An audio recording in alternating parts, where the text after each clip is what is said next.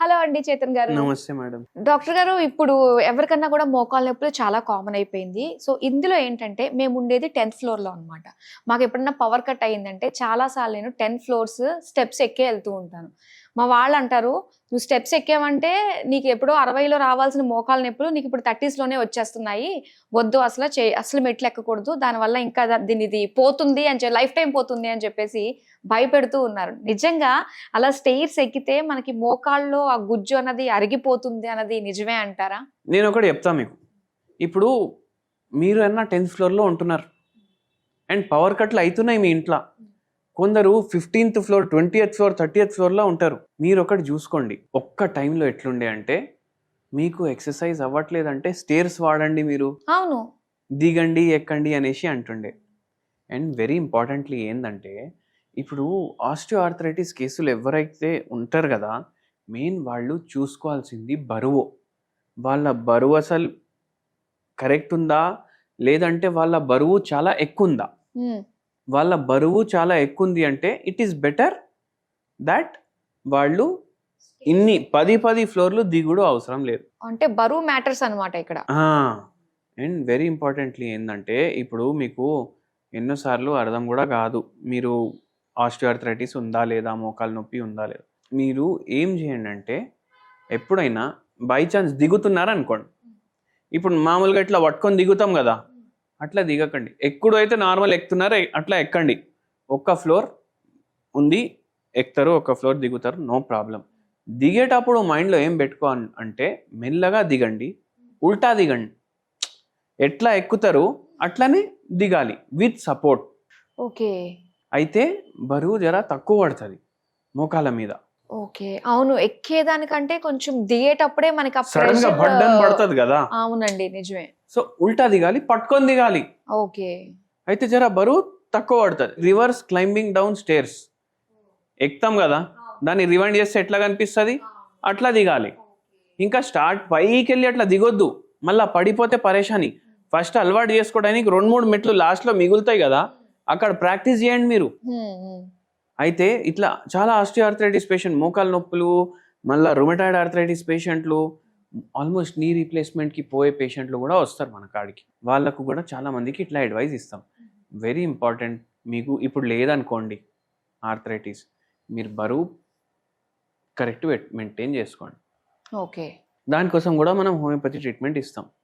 By chance మీకు బరువు ఎక్కువ ఉంది అంటే దిగాలి, బరువు నార్మల్ ఉందంటే అట్లనే మెయింటైన్ చేసుకోవాలి చచ్చిపోయినప్పుడు వరకు. మళ్ళా ఇప్పుడు ఏం చేయలేని పరిస్థితి ఉంటుంది. మీ బరువు కంట్రోల్లోనే ఉందనుకోండి, మీరు ఎక్కుతున్నారు దిగుతున్నారు 2-3 ఫ్లోర్లు అంటే ఏం కాదు. అది మీరు మైండ్లో పెట్టుకోండి. మళ్ళీ ఇంకోటి ఏం తయారు చేసిండ్రంటే కింద అసలు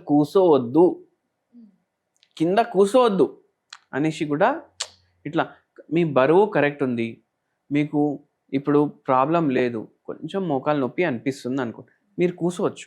ఇప్పుడు సక్లం బుక్లం వేసుకొని కూర్చుంటే దాన్ని సుఖాసనం అంటారు యోగాలో. సుఖాసనం ఆస్టియోఆర్థరైటిస్కి మంచిది. ఓకే. కూరగాయలు కట్ చేసుకోవాలి. ఇప్పుడు కూరగాయలు కట్ చేసుకున్నప్పుడు చాలామంది ఎక్కడ కట్ చేస్తారు, కిచెన్ ప్లాట్ఫామ్ మీదనే కోస్తారు కూరగాయలు. అవును. నిల్చోవడం కన్నా కింద కూర్చొని కోసుకోవడం బెటర్ కదా. కానీ కూర్చోలేని పరిస్థితి కదా, ఎవరు కూర్చోలేని పరిస్థితి అంటే వేరే. చాలా మందికి కిందనే కూర్చోవాలనేసి ఇష్టం ఉంటుంది. కూర్చోలేని పరిస్థితిలో మీరు పైన కూర్చోండి, కానీ మీకు కింద కూర్చోవడం ఇష్టం. మీరు కింద కూర్చుంటే ఈజీగా లేస్తున్నారు, ఈజీగా కూర్చుంటున్నారు. గ్రేడ్ 1 గ్రేడ్ 2 ఆస్టియోఆర్థరైటిస్ ఉంది, అప్పుడే మీరు అవాయిడ్ చేసే అవసరం లేదు. ఓహోహో. ఓకే. అట్లా నిల్చోడానికన్నా కూర్చోవడం బెటర్, అదొకటి.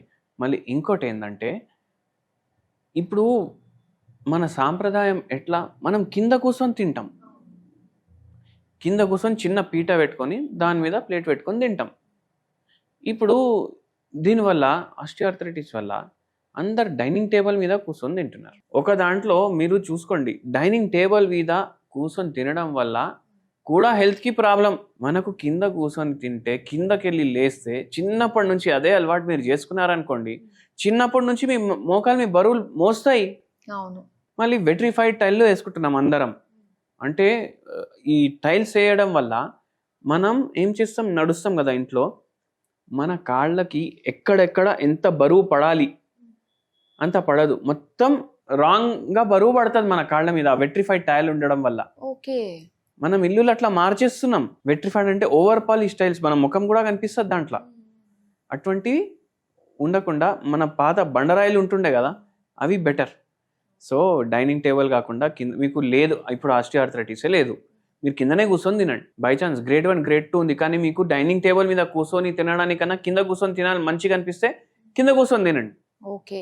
అట్లా అది మీరు గుర్తుపెట్టుకోండి. చాలా ఎక్కువ ఉంది ప్రాబ్లం, అసలు కింద కూర్చోలేని పరిస్థితి అంటే సరే డైనింగ్ టేబుల్ అప్పుడు వాడండి. ఇది మీరు మైండ్లో పెట్టుకోండి.